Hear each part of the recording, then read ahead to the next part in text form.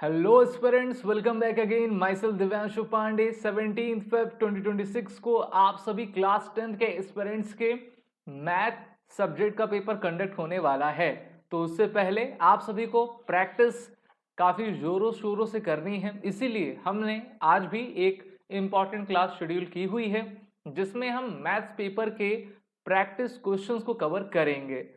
Class शुरू करने से पहले मैं आपको अपना इंट्रोडक्शन देना चाहूंगा। मैं हूं दिव्यांशु पांडे, आपका एजुकेटर मेंटर, और आप देख रहे हैं बोर्ड एग्जाम क्लासेस का आज का ये इंपॉर्टेंट सेशन। तो अगर आप हमारे चैनल पर नए हैं तो सबसे पहले इस सेशन को आप सभी अपने तरफ से लाइक और शेयर कर दें, और वीडियो को, हमारे चैनल को आप सभी सब्सक्राइब जरूर करते जाएं। तो चलिए, कॉपी पेन आप भी निकाले रहिए और इसी के साथ हम शुरुआत करेंगे आज की इस क्लास की अपने पहले क्वेश्चन के साथ। पहला बहुत ही इंपॉर्टेंट क्वेश्चन है और ये एक केस बेस्ड स्टडी का क्वेश्चन है जो कि आपके सेक्शन ई में पूछा जाएगा और ये पूछा गया भी है। तो चलिए क्वेश्चन को हम पढ़ेंगे। In a class the teacher asked every student to write an example of arithmetic progression. Class में बहुत सारे बच्चे बैठे हैं और टीचर ने कहा कि आप अपने तरफ से कोई एक एग्जाम्पल लिख के दिखाइए। कितनी अच्छी बात कही। टू बॉयज जिनका नाम आर्यन और रोशन है, writes the progression this and this respectively. Now the teacher asked his various students the following questions on progression. ठीक है, help the student to find answers of the following. पहला, find the sum of the common difference of two progression. जो आर्यन और आपके रोशन है उनका जो भी आपका एपी है तो उसका कॉमन डिफरेंस बताना है। कॉमन डिफरेंस का मतलब होता है डी बताना है। ठीक है, ये आपको बताना है। तो अगर हम आर्यन के कॉमन डिफरेंस को देखें और आपके रोशन के कॉमन डिफरेंस को देखें तो दोनों को हम पता करेंगे। तो आप जानते हो d2 माइनस d1 होता है, इसी से हम कॉमन डिफरेंस निकालते हैं। तो अगर हम आर्यन को देखेंगे -2 -5, ठीक है, तो ये क्या आ गया, -2 + 5 हो गया, तो ये आपका 3 आ गया ना। अब उसी तरीके से रोशन का अगर हम देखेंगे d2 माइनस d1 करके, तो इनका क्या है 184 -187, तो क्या आ गया आपका -3 आ गया। अब यहां पर आपको find the sum of the common difference. Sum निकालोगे जब आप Rn प्लस, यहां पर मैं कर दूं, दूसरे पेज पे कर देता हूं, ठीक है। जब आप कॉमन डिफरेंस का सम निकालेंगे आर्यन और रोशन का, तो एक का क्या आया है 3 आया है और एक का -3 है। एक का 3 है, एक का -3 है, तो कॉमन डिफरेंस का सम कितना आ गया 0 आ गया। तो पहला तो आपने कवर कर लिया। दूसरे क्वेश्चन की तरफ आगे बढ़ेंगे। Find the 34th term of the progression written by Roshan. तो रोशन ने पहले क्या लिखा है उसको हम लिखेंगे। और हाँ, एग्जाम में घबराइएगा नहीं, जो आपने पढ़ा है, जो फॉर्मूले हैं, उसी पर बेस क्वेश्चंस आएंगे ना। क्वेश्चन चाहे जितना लेंदी कर दे, चाहे जितना बड़ा कर दे, उसकी लैंग्वेज चाहे जितनी बदल दे, क्वेश्चन आपके फॉर्मूला बेस्ड आएगा, कॉन्सेप्ट बेस्ड आएगा। तो इसीलिए मैं कहता हूं कि हमेशा कॉन्सेप्ट को अच्छे तरीके से लर्न करिए, अंडरस्टैंड करिए और फॉर्मूला का रिविजन करते जाइए, आसानी से आप कर लेंगे। रोशन का जो हम अगर हम एपी देखें 187 184 181, अच्छी बात है। तो 187 184 181, ठीक है, और सो ऑन लिखा हुआ है ना। तो इन्होंने ये लिखा हुआ है। क्वेश्चन क्या पूछा है, इनका 34th टर्म बताना है। चलिए 34th टर्म बताना है, तो आप जानते हो a plus n-1 into D करते हैं। a की जगह 187 दिया है, 34th टर्म बताना है, 34 - 1 करेंगे।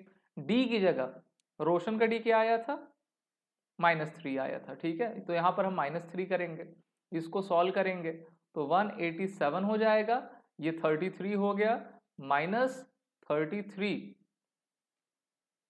हाँ माइनस, ये 30 माइनस इसलिए क्योंकि ये माइनस है, इंटू 3 कर दिए। चलो भाई 187 -3 3 9, 3 3 9, 17 में से 9 गए 8, और ये बचे आपका 7, 17, 17 में से 9 गए 8, ठीक है, 88 हमारा आ रहा है। इसको आप सभी एक बार माइनस करके अपने तरफ से देखिएगा कि सही लिखा है कि नहीं लिखा है ना। मेरे ख्याल से मैंने सही किया होगा। 17 में से 9 गए 8, 7 बचा, 17 में से 9 गए तो 7 1 8, हाँ 88, ठीक है। तो इनका जो 34th टर्म आया है वो हमको क्या दिख रहा है, वो हम सभी को जो है एक तरीके से 88 दिखता हुआ मालूम हो रहा है। अब अगर हम नेक्स्ट क्वेश्चन की तरफ चलें तो नेक्स्ट क्वेश्चन आप सभी पढ़ते जाइए और बताते जाइए कि इसका आपका आंसर क्या होगा। ठीक है, इसका आंसर आपका क्या होगा। अब यहां पर पूछा है कि a sum of the first 10 terms of R N. चलिए इसको हम करने की कोशिश करेंगे। सबसे पहले आर एन का क्या है, -5 -2 12। तीसरा पेज हमको खोलना पड़ेगा, यहां पर हम लिखेंगे आर एन का अगर आप एपी लिखोगे तो -5 था, -2 और 12, -2 और 12 है कि 14 है भाई, 14 है, नहीं 1 और 4 है, 1 और 4 है, 1 और 4 है, सो ऑन है। ठीक है, अच्छा जब आप सम निकालेंगे 10th टर्म का तो आप जानते हो n/2 2a plus n-1 into D होता है। अब इसमें आप रख लीजिए, यहाँ पर 10 रखिए, 10/2 हो जाएगा, 2 इंटू 5 तो ये माइनस आपका 10 हो जाएगा, और प्लस n-1 करिए, डी की जगह क्या है इसका, डी का आपका इनका 0 आया था ना, हाँ डी का तो इनका 0 आया था, -2, ऐसा ये -5 है क्या, -5, जी हाँ 3 आया था, तो इनका 3 आया था, ये तो आपका 5 हो गया, 5 हो गया, -10 और प्लस 3n-3 हो गया, तो 5, 10 में से 3 गया 7, 7 प्लस 3n हो गया, इक्वल टू 35 प्लस 5 3 15n हो गया। और इसको अगर हम सॉल्व करेंगे आगे, यहाँ पे मैं सॉल्व कर देता हूँ, ठीक है, 35 यहाँ पर 35 इक्वल टू 15n अगर हम कर लेते हैं तो n इक्वल टू आप 35/15 आता है, 5 7 35, 5 से, ठीक है, n इक्वल टू 7/3। तो अगर हम इसको देखते हैं और अच्छा n की जगह पे हम सभी जो है यहाँ पर ठीक है, ठीक है, ठीक है, जी जी जी जी जी, n की जगह हमको 10 रखना था। अच्छा n की जगह अगर अगर हम 10 रखते हैं, यहाँ पर n आपका 10th टर्म बताना था ना, कहाँ गया ये 10th टर्म बताना था। तो अगर आप यहाँ पर एक पेज में और ओपन कर लेता हूँ जिससे कि काफ़ी आसानी हो जाए आपको करने में, n की जगह हमको जो है 10 रखना है, तो 10/2 2a प्लस n-1d हमको रखना था, तो ये तो आपका 5 हो ही गया, 5 के साथ ये आपका 2a, -5 था ना, तो ये आपका -10 हो गया, -10 हुआ, प्लस 10-1 ये आपका 9 हो गया, ये 9 हो गया, और 9 इंटू 3 27 आपका हो गया, ठीक है, 27 हो गया। और यहाँ से जब आप इसको सॉल्व करेंगे तो 5 इंटू 17 85 आ जाएगा, ठीक है, ये आपका 85 आ गया, तो ये आंसर हो गया, यही निकालना था आपको ना। अच्छा एक और इसमें क्वेश्चन दिया गया है, या और करके, which term of the progression will have the same value. अब देखिए दोनों की वैल्यूज को आपको इक्वल कर देना है, तो आप इसका आंसर निकाल लेंगे। इक्वल आप कैसे करेंगे इसको हम करके देखेंगे। अब इसमें आपको क्या करना था, a plus n-1 into d equal to a plus n-1 into d करना है। एक आप आर एन का ले लो, एक रोशन का ले लो, दोनों के वैल्यूज को यहाँ पर पुट कर दीजिए तो आपको n की वैल्यू आ जाएगी, ठीक है, इसको आप करके देख सकते हैं। नेक्स्ट क्वेश्चन की तरफ हम चलेंगे। On a particular day Vidhi and Unnati could not decide on who would get to drive the car. अब दोनों डिसाइड नहीं कर पा रहे, लड़ाई हो गई होगी कि भैया आज मैं, या फिर वो कहती होंगी डिसाइड हम नहीं कर पा रहे हैं किस दिन तुम कार चलाओगे किस दिन हम कार चलाएंगे। दे हैड 1 कॉइन ईच, उनके पास एक एक क्वाइन, एक क्वाइन उसके पास एक क्वाइन उसके पास है, वो फ्लिप करते हैं क्वाइन, और विधि भी 3 बार उसको फ्लिप करती है और आपकी उन्नति भी। The following was agreed upon, पहला, if Vidhi gets 2 heads in a row she would drive the car, ठीक है। अच्छा पहले तो आप ये, और दूसरा क्या है, if Unnati gets a head immediately followed by a tail she would drive the car, who has the greater probability to drive the car that day. अच्छा अगर आप टोटल नंबर ऑफ पॉसिबिलिटी देखेंगे, total number of possible outcomes देखेंगे, तो वो 2 की power 3 यानी कि आपका 8 निकल जाएगा। अगर हम विधि की बात करते हैं, ठीक है, यहाँ पर विधि की बात करते हैं, Vidhi gets 2 head in a row, 2 head in a row तो क्या हो सकता है, HST हो सकता है आपका, ठीक है, THH आपका हो सकता है कि नहीं, और आपका ट्रिपल H हो सकता है, ये पॉसिबिलिटीज हो सकती है, यानी कि 3 फेवरेबल आउटकम्स हो सकते हैं। तो इनकी जो प्रोबेबिलिटी हुई वो 3/8 हो गई। पहला तो हमने ये निकाल लिया। अब हम उन्नति का निकालेंगे। यहां पर आप लिखोगे पॉसिबिलिटी ऑफ उन्नति गेटिंग, क्या ये गेट कर रही हैं, a head immediately followed by a tail. ठीक है, a head immediately followed by a tail. और क्या हो सकता है, टी एच एच हो सकता है। तो ये भी आपका 3/8 हो गया। तो दोनों की जो प्रोबेबिलिटी थी वो तो आपकी इक्वल हो गई। तो आप कहेंगे ना, Vidhi and Unnati both has the equal probability to drive the car. ये आपका आंसर आ गया, इसको आप कर ले जाएंगे। इसी तरीके से नेक्स्ट क्वेश्चन की तरफ हम आगे बढ़ेंगे। A horse, a cow and goat are tied each by ropes of length 14 metre at the corners A, B, C respectively of a grassy triangular field। अब मान लेते हैं यहां पर एक ट्रायंगुलर फील्ड आपको दे दी गई है। ठीक है, यहां पर दे दी गई है, उनके कॉर्नर्स A हैं, B हैं, C हैं, और आपको 3 डिफरेंट एनिमल्स हैं। एक हॉर्स है, मान लेते हैं यहां पर हमने हॉर्स रख दिया, B में हमने क्या कर दिया, काऊ रख दिया, और C में हमने क्या कर दिया, एक गोट को बांध दिया। ठीक है, एक रोप से वो बंधे हुए हैं, रोप की लेंथ आपकी 14 मीटर की है ना, 14 मीटर की है।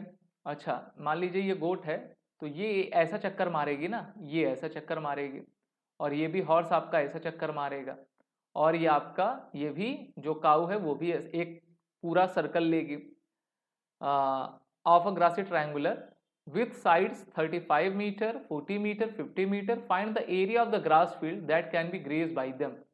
तो area of the grass field बताना है, उनके द्वारा कितना ग्रेस किया जाएगा।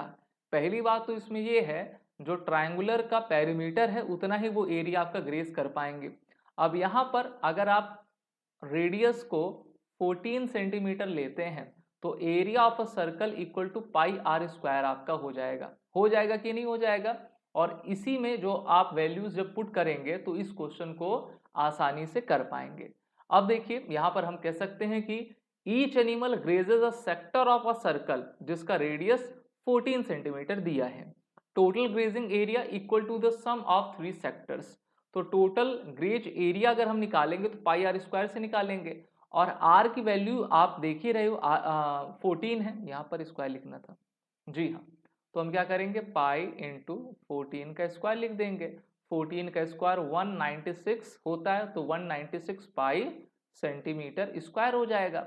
अच्छा, अब पाई की जगह हम क्या करेंगे, 22/7 की वैल्यू लिखेंगे।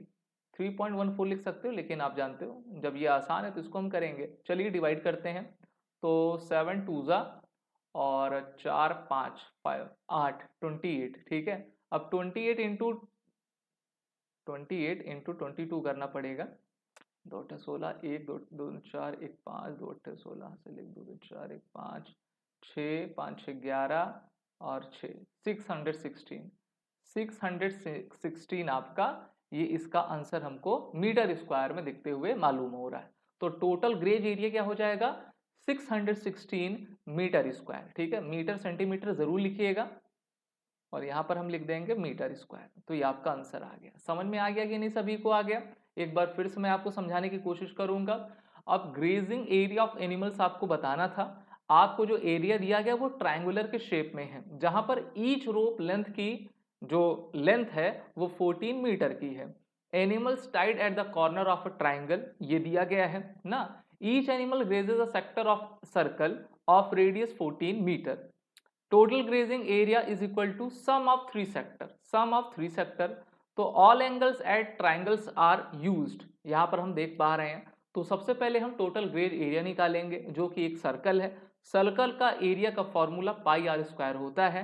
आर की वैल्यू 14 दी गई है, तो 14 इंटू 14 196 होता है, और पाई की जगह 22/7 हमने कर लिया, उसको हमने कैलकुलेट किया।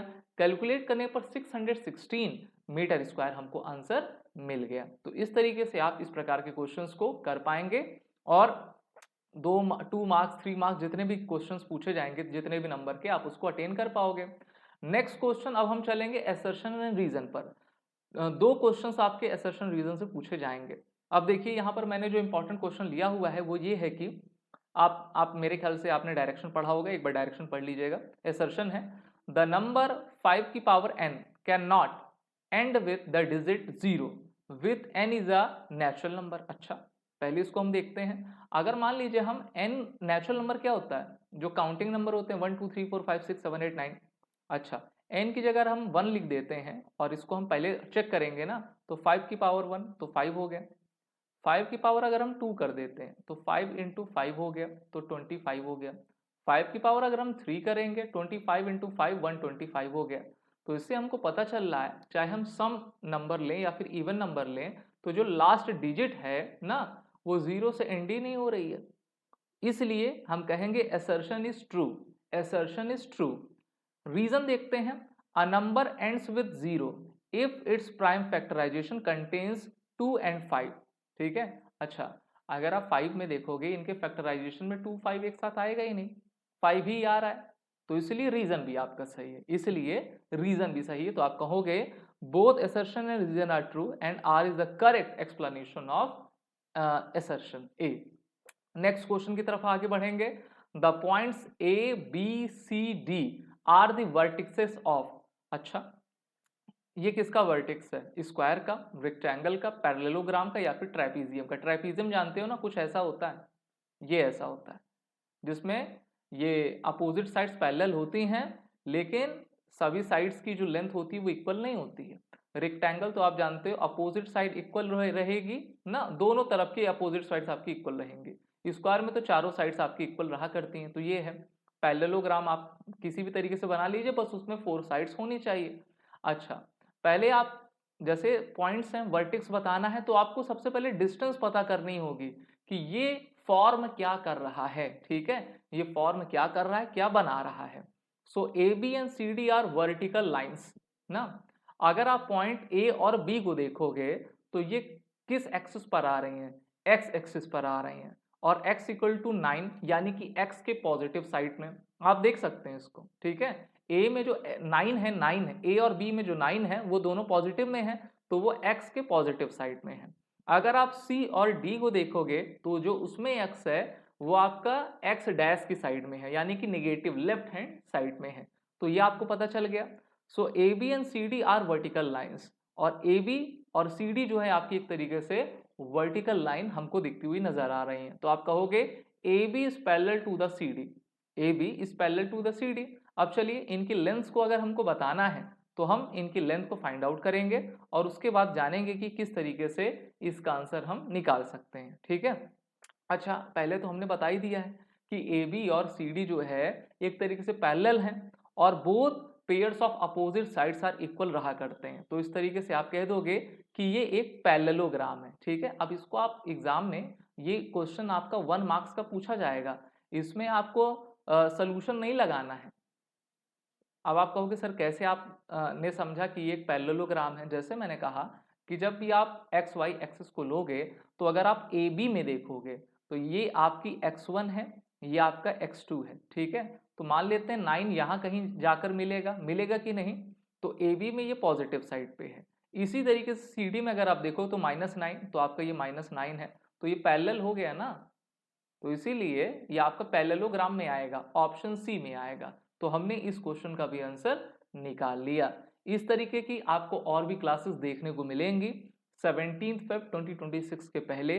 इससे पहले जितने भी वीडियोस हमने मैथ्स के अपलोड किए हुए हैं, मैं चाहूंगा कि आप सभी उन वीडियोस को देखिए, अपनी नोट्स को बनाइए, रिवीजन करिए। स्टेप मार्किंग आपके एग्जाम में रहेगी, तो इसलिए बेहतरीन प्रिपरेशन करके आप जाइए और सभी सब्जेक्ट्स को इक्वल टाइम आप दीजिए ना, किसी को कम या फिर किसी को ज़्यादा ना दीजिए। अगर आपके कहीं भी डाउट बन रहे हैं तो आप कमेंट बॉक्स में हमसे पूछिए, हम कमेंट बॉक्स में आंसर देंगे। और अगर हमको लगता है कि अगर आप कोई चैप्टर कह रहे हो कि सर हमको मैथ में, सोशल साइंस में, साइंस में यहाँ पर दिक्कत है, तो उसके लिए हम पर्टिकुलर वीडियो भी एग्जाम के पहले आपके लिए ज़रूर बना देंगे। बस हम आपसे यही चाहते हैं कि वीडियो को ज़्यादा से ज़्यादा आप सपोर्ट करें, लाइक करें और हमारे चैनल को आप सभी सब्सक्राइब करते चले जाएं। Wish you all the best.